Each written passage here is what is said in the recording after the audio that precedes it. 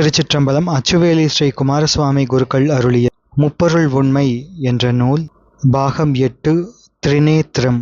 சிவபெருமான் திரிநேத்திரம் கொண்டது சூரியன், சந்திரன், அக்னி என்னும் முச்சுடர்களையும் அதிஷ்டிக்கின்றவர் தாம் என்பதை உணர்த்துவதற்கு ஆகும். சுடர் மூன்றும் கண்மூன்றா கொண்டான் தான் காண் என்பது தேவாரம்.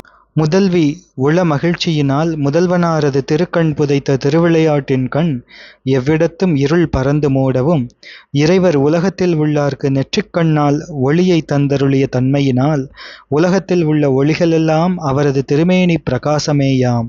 நாயகன் கண் நயப்பால் நாயகி புதைப்ப எங்கும் பாயிருளாகி மூட பரிந்து உலகினுக்கு நெற்றித் தூய நேத்திரத்தினாலே சுடரொளி கொடுத்த பண்பில் தேயமார் ஒளிகளெல்லாம் சிவனொரு தேசது என்னார்.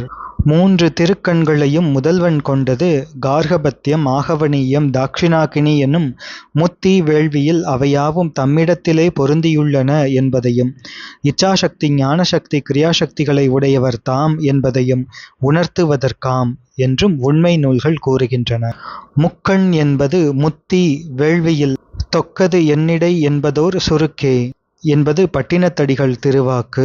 இவர்தாம் எல்லாம் அறியும் இயல்பது நயனம் என்பது சதாசிவ ரூபம். திருச்சிற்றம்பலம்.